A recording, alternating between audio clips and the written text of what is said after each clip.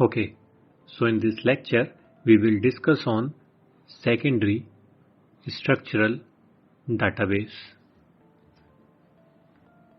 The secondary structural database is also known as the derived structural database because if it is a primary database, then researchers work on it. They analyze the primary database, then after analyzing results comes. So these results can be the function of a protein, the similarity,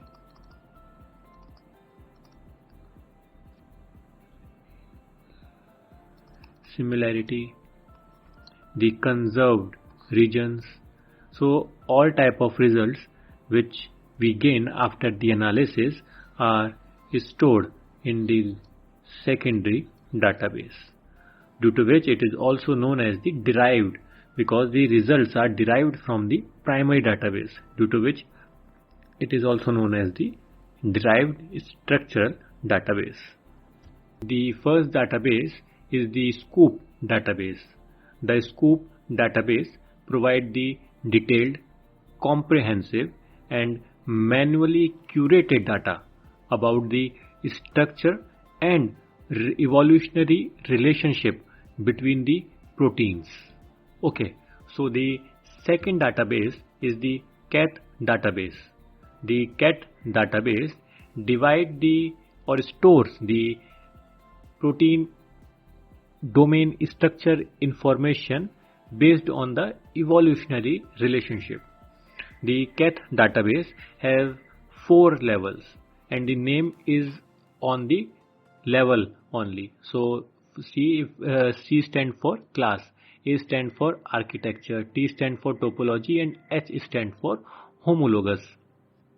So let's understand the description of each level. So the class level means the protein showing the secondary structure similarity with other proteins. So the data will be stored in the class level.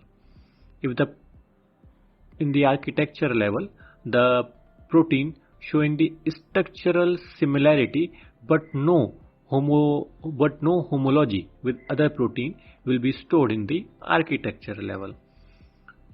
In the topology, the protein showing the structural feature similarity will be stored in the topology level. In the homologous level, the protein showing the evolutionary relationship will be stored. So let's understand with an example. So for example, if we have kinase TTK, then the kinase TTK will be stored in 4 levels. The first level will be the class level. So the kinase protein showing the secondary structure similarity with other proteins. So the information of other protein which showing the secondary structure similarity with the kinase TTK will be stored in the class level. In the architecture level, the kinase TTK showing the structural similarity but not the homology with the protein. So the information will be stored in the architecture level. In the topology level, the other proteins which are showing the topology similarity with the kinase TTK will be stored in the topology level. In the homologous level, the protein which are showing the evolutionary relationship between the kinase TTK with the kinase TTK will be stored in the homologous level. So if a researcher wants to know the proteins which are showing the secondary structure similarity with the kinase TTK, will go for the class level. if a researcher wants to know the proteins, other proteins which are showing the evolutionary relationship with the kinase TTK, will choose the homologous level. The third database is the conserve server. So it is not basically a database, it is a server which provide the facilities to search the protein using the BLAST. Then it perform the multiple sequel alignment, then perform the phylogenetic tree, then prepare the phylogenetic tree, and finally gives the 3D protein structure with the confidence level. Okay, so now we will visit the first database, that is the SCOOP database.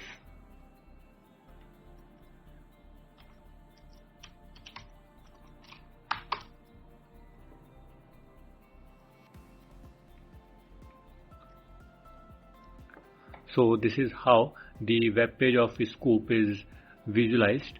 We can see that here is the information about the SCOOP database is given, that it is basically a manually curated database. Here we can search the database with the free text or running text, like we can give here the like kinase TTK, or we can give the SCOOP ID or PDB ID or UniProt ID.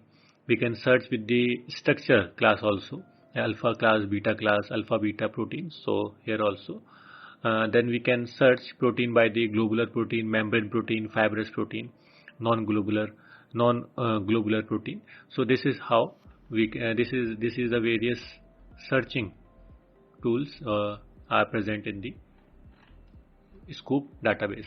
So we will search with the PDB ID.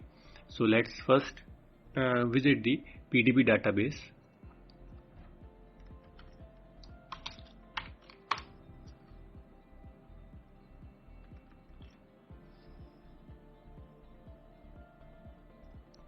Then we will search our previous example, which is the kinase TTK.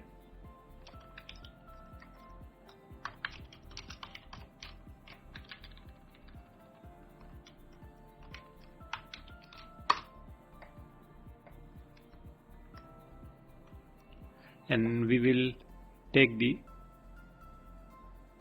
PDB ID, we will copy the PDB ID, and we will go to the SCOOP database and search and paste the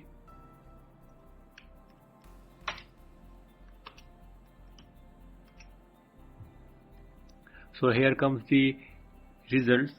We can see that it is saying that no SCOOP classification is available for the particular PDB ID, but the entry represent the following domains. As we know, the primary database are not the quality database. The secondary database is the database generated after the analysis, after the manual curation. So the database know that the 3DBQ is a kinase PDB ID, but it is not the curated one. So the similar structure or the similar PDB ID are these. So we can select any of the PDB ID. Okay, so this is how the results are seen. So let's understand the result. So here it is saying that it is 3CEK. 3CEK is the PDB ID, A is the chain. Then it is giving the name that it is dual specificity protein kinase TTK, and we know we have selected for the kinase TTK. Species Homo sapiens, and here is the representation of the kinase TTK. So this is the kinase domain. So if we say this domain means the this is the UniProt ID. So on this UniProt ID, the domain of the kinase TTK domain. The kinase domain is this, and the sequence of this is the complete sequence of the protein, and the colored one, which is the orange one, is this sequence is the domain sequence. So if I zoom out, and if we can see that this is the domain structure, it is not the complete protein structure, it is the domain structure only, as it is given that it is of domain only. So it is showing the domain only, which is we have searched for the kinase TTK, this domain, this orange domain, this sequence which is given here. So this is the domain. So this is how the information in the SCOOP database is stored. We can gain the curated protein domain information and the structure from the SCOOP database. So now let's visit the second database, that is Cath database.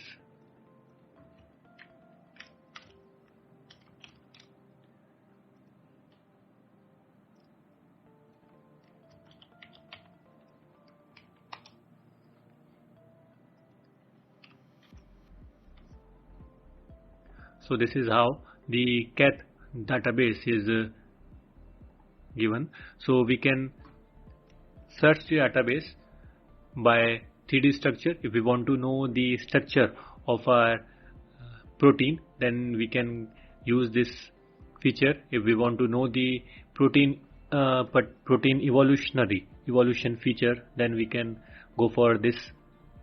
If we want to know the function of the protein, then we can use this feature. If we want to know the conserved sites of the protein, then we can go for this feature. So we can search by keyword, PDB code or geoterm. So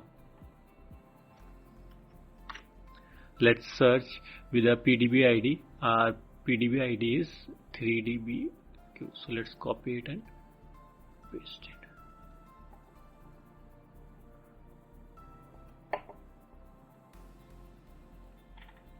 Okay, so the result is given in 3.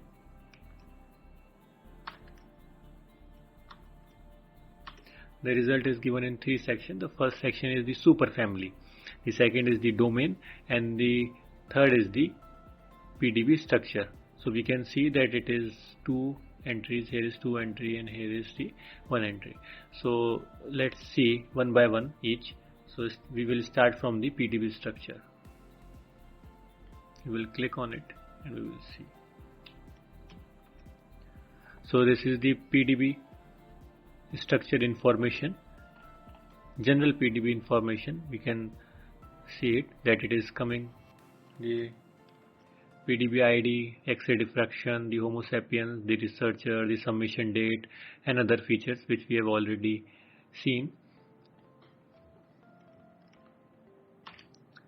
So we'll back and click on the Cath domain. We will see what are the results in it. So we can see that the different levels, the particular domain is divided in is given in the different level, that in the class it is in the alpha beta description, and in the architecture it is 2-layer sandwich. In the topology it is of phosphorylase kinase, and the showing the evolutionary relationship or the homology or the homologous homologous evolutionary relationship with the phosphorylase kinase domain 1. So this is the Cath level.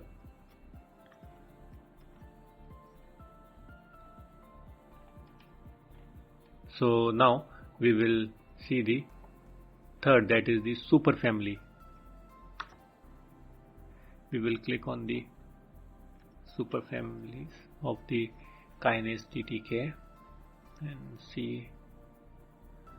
Okay, so basically the superfamily shows the 4 information. The superfamily summary, that the how many domains are in the particular particular superfamily in which kinase TTK belongs, the other information, unique PDB IDs, the cluster, the unique EC, unique geo is gene ontology. So this is how the superfamily summary.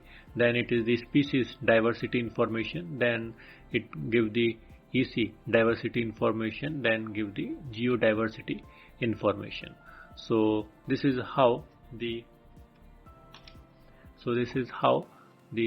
information in the superfamily of kinase is seen.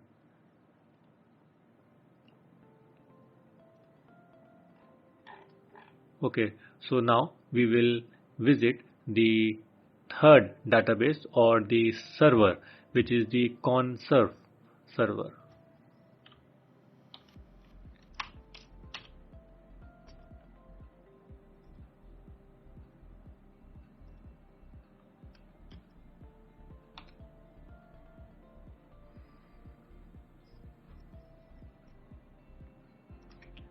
Okay, so this is how the web page of the Conserve. So we can select the nucleotide or amino acid, any one of it, but for our example we will load an example and see it. So this is the our input. So is there a known protein structure? If it is yes, then we can give the PDB ID or we can browse the PDB file. The chain identifier, there can be a chain, B chain, C chain, so the chain which we want to search for it. Then the multiple sequence alignment file, if we having the multiple sequence alignment file or not. If we have, then we can upload it, and if we don't have, we can select the no. So we paste the R PDB ID, that is 3DBQ, and these are some of the calculation will be done on the basis of Bayesian statistics model, probability model, evolutionary substitution model will be default, and other information. Then the protein database we want to select, and we will go for the Swiss plot, and it is a curated database. Then the homologous to collect, we can change according to our need, and PSI BLAST, which is a updated version of the BLAST. So we will click on the submit button.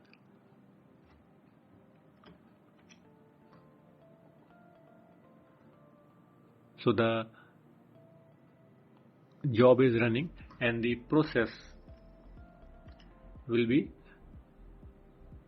in this sequence, that the first, with the PDB file which we have given the ID, the server will extract the sequence from the PDB file. Then it will find the sequence homologous with using the BLAST PSI. Then it will remove the redundant and unrelated sequences which are not showing much similarity or not showing the much homologous with the given PDB ID. Then it will align the sequence, which is called the multiple sequence alignment. Then it will select the best evolutionary model which give the best probability score. Then it will calculate the conservation scores. Then the conservation score onto the molecule which give the probability or which give the structure, amino acid or structure quality. So this is how the process is done in the Conserve server. So now all the process is done. So we can move down. As we can see, the here is given that Conserve calculation is finished, but his warning is given that the out of 343 residues, on 199 residues have unreliable conservation score, which which we can interpret it that the relevant data is not available for the 199 residues, so the quality of the structure will be not that much good.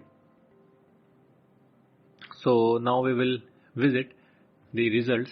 What are the results? So first we will visit the view conserve results in the new tab. Okay, so this is the predicted structure of the ID, and we can see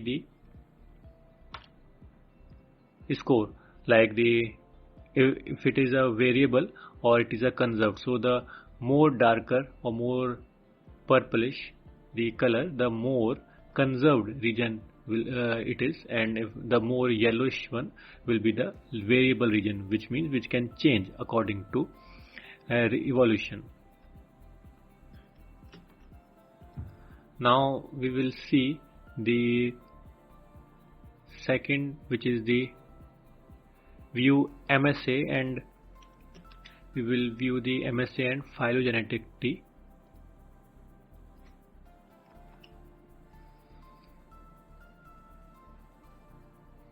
Okay, so this is the phylogenetic tree. We can see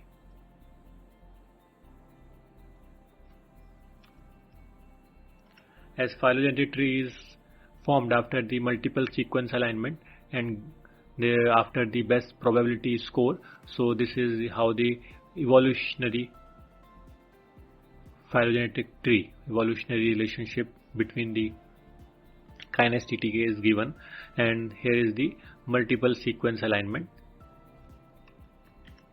is shown. So now we will visit the individual, like we will individually view the multiple sequence alignment. Let's see. So this is the multiple sequence alignment which we have seen already. Now we can, here are the other information about the PDB file, about the figures. If we want to use the PDB file for the drug designing or for other purposes, or we want to download the figures for our publication, other things, so we can use these results. Now we will see the sequence data which is coming from the PSI BLAST, and the sequence is used to create the multiple sequence alignment and phylogenetic tree.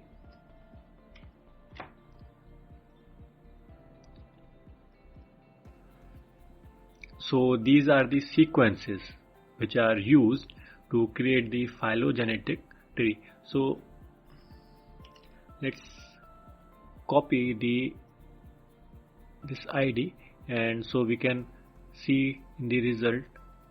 So we can see in the BLAST result, is it available or not. So this is the BLAST result. Yes, and this complete is the BLAST result, and if we control F, and we can control F, we can paste and we can see that it is 2 matches. So we can see where are the matches. Okay, those are the first matches here. So the sequence producing significant alignment. So the significant alignment is with okay, so this is the significant alignment. So this is the score and this is the E value. So this is the significant alignment. So this is how the BLAST results are shown, and this is the sequences which are used for creating the multiple sequence alignment and the phylogenetic tree. In the next lecture, we will deep dive into the other databases.